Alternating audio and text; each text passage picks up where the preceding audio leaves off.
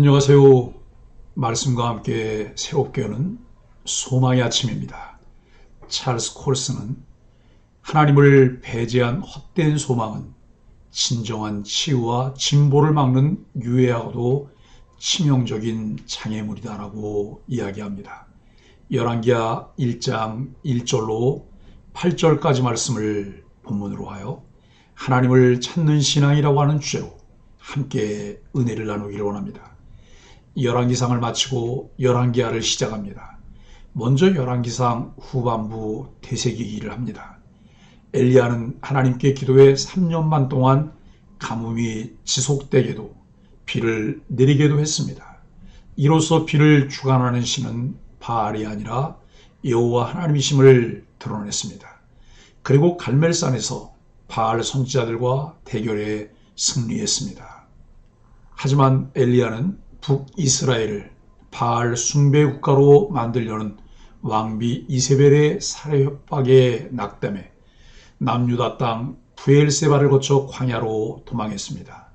거기서 하나님이 공급하시는 양식을 먹고 심신을 회복하고는 하나님의 산 호렙에 이르러 세미한 소리 가운데서 하나님 임재를 체험했습니다. 하나님은 세 사람에게 기름 부으라고 엘리야에게 명하셨습니다. 먼저 다메섹으로 와서 하사엘을 아람 왕으로 세우라고 하셨습니다. 이어서 예후를 북이스라엘 왕으로 세우라고 하셨습니다. 이는 북이스라엘을 호령하던 오므리 왕조의 끝을 암시합니다. 또한 엘리야는 자신을 대신해 북이스라엘과 유다뿐 아니라 아람에도 하나님의 뜻을 선포하고 시행하며 예언자 사역을 감당할 후계자 엘리사를 세워야 했습니다.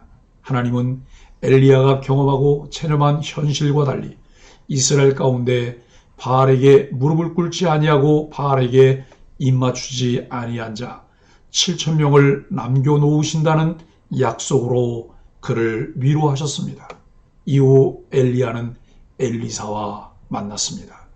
북이스라엘 왕 아합이 죽은 후 그 아들 아하시야가 왕위에 오릅니다.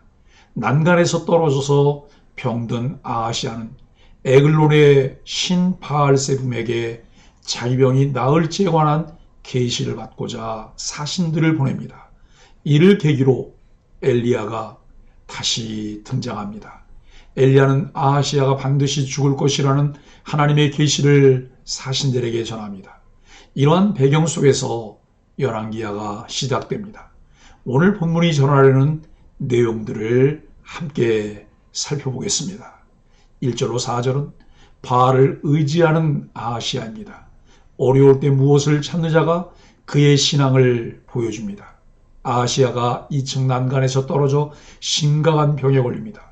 그는 바알세붐에게 사자들을 보내 자신의 병에 대해 물었습니다. 바알세붐은 파리들의 주라는 뜻으로 에글론 지역에서 섬기던 신으로 봅니다. 어려운 일이 생기자 바알을 먼저 생각한 것은 그가 하나님을 잊어버리고 바알세붐을 의지하며 섬겼음을 보여줍니다. 하나님은 그분을 무시하고 인간이 만든 우상인 바알세붐에게 묻는 악한 행동을 책망하시면서 아하시야에게 죽음을 선언하십니다. 하나님은 질투하시는 하나님이십니다. 이스라엘의 진정한 왕이요 모든 문제를 아시고 해결하시는 분은 오직 살아계신 하나님입니다. 하나님의 것이라는 뜻의 이름을 가진 아하시야는 하나님을 찾으며 나라를 다스려야 했습니다. 그러나 그는 병들었을 때 하나님을 찾지 않았습니다. 히브리어 성경을 직역하면 정말 이스라엘에 하나님이 없어서 물으러 가는 것이냐라고 천사가 그를 강하게 책망합니다. 아하시야라는 그의 이름에만 하나님이 있을 뿐 그의 삶에는 하나님이 없었습니다. 자기 삶이 하나님의 소유임을 인정하는 사람은 언제나 하나님을 찾습니다. 무늬만 그리스도인이 아닌 우리의 삶 깊은 곳에 하나님의 주권을 인정하는 신앙을 가질 때 우리는 언제나 하나님 중심으로 먼저 그의 나라와 그의 의를 구하며 살아갈 수 있습니다. 5절로 8절은 엘리야의 말을 전달한 사자들입니다. 왕의 사자들은 바알세붐에게로 가지 않고 왕에게로 돌아갑니다. 왕의 명령보다 엘리야를 통한 하나님의 명령에 순종하였기 때문입니다. 아하시야가 바알세붐에게 사자들을 보낸 일은 공개적으로 하나님을 무시한 행동이었습니다.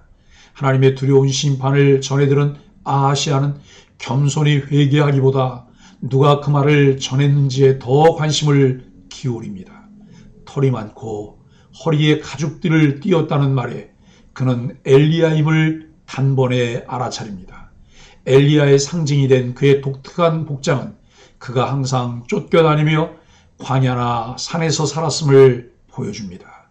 털이 많은 사람은 털옷을 입은 사람으로도 볼 수 있습니다. 그는 마치 예수님의 길잡이 역할을 했던 광야에 외치는 자의 소리인 세례 요한 같습니다. 명목상 그리스도인이 아닌 진정 거듭난 그리스도인으로 하나님과 인격적인 관계로 늘 친밀한 교제를 나눌 때 하나님을 찾는 신앙인으로 살아갈 수 있습니다.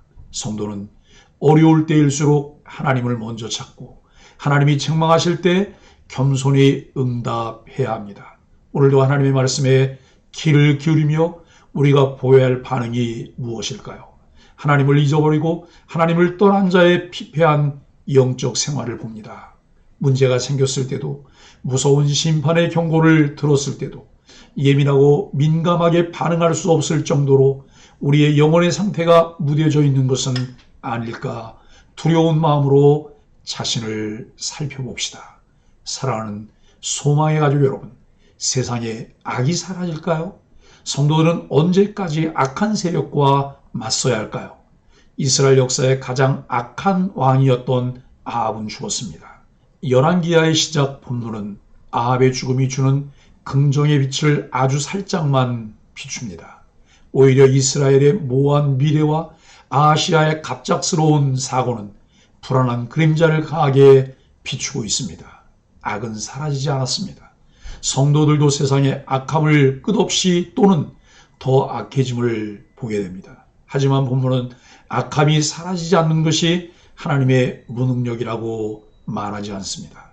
하나님은 악을 심판하신다고 말합니다. 아하시아가 난간에서 떨어진 사건이 우연이 아니듯 악인의 심판은 이미 결정되어 있습니다. 아하시아는 떨어질 때 죽음이 결정되었으며 엘리야는 산에 올라가 있으나 죽지 않고 아하시아는 타락에 올라가 죽습니다. 의인과 악인의 길은 분명 다릅니다. 그렇다면 우리는 본문을 통해서 몇 가지 적용점을 생각해 볼 수 있습니다. 첫째, 성도들은 악함 가운데 절망을 보지 말고 소망을 봐야 합니다. 아하시아는 자신이 혹시 나을지 물어보았으나 엘리야는 그가 반드시 죽게 되리라 선언합니다. 세상이 모호하거나 어두울지라도 악은 반드시 처벌받습니다. 둘째, 하나님의 능력을 믿고 생명의 길에 서 있어야 합니다. 본문은 운명론을 말하고 있지 않습니다. 엘리야도 올라가고 아하시아도 올라간다고 말합니다. 하지만 이 둘의 운명은 달랐습니다. 즉 올라가 있는 사람은 살고 내려가 있는 사람은 죽는다고 말하지 않습니다. 오히려 생가사의 갈림길은 하나님 말씀에 놓여 있습니다. 알 수 없는 불투명한 것에 우리의 삶을 맡기는 어리석음을 범하지 말고 모든 것의 주권자가 되시는 하나님을 바로 알고 그를 의지할 수 있기를 바랍니다. 우리는 매 순간 선택의 기로에 있습니다. 의인의 길을 갈 것인가? 악인의 길을 갈 것인가? 하나님은 우리가 하나님의 손에 붙잡혀 의인의 길을 선택할 수 있는 은혜를 입길 원하십니다. 무엇을 선택하시겠습니까? 은혜로 하나님을 찾는 바른 신앙의 길을 선택하는 소망의 가족들이 되기를 예수 그리스도 이름으로 간절히 축복합니다. 함께 기도하겠습니다. 하나님, 어디든 계시고 무엇이든 아시는 하나님을 먼저 찾는 신앙인이 되게 하여 주옵소서. 하나님이 저와 함께 하시지 않는 것처럼 느껴질 때도 그 감정에 속지 말고 어떤 환경에서든 하나님을 의지하게 하여 주옵소서. 우리를 살리시고 인도하시는 전능하신 하나님 말씀에 사로잡히는 은혜를 베풀어 주옵소서. 예수님의 이름으로 간절히 기도합니다. 아멘.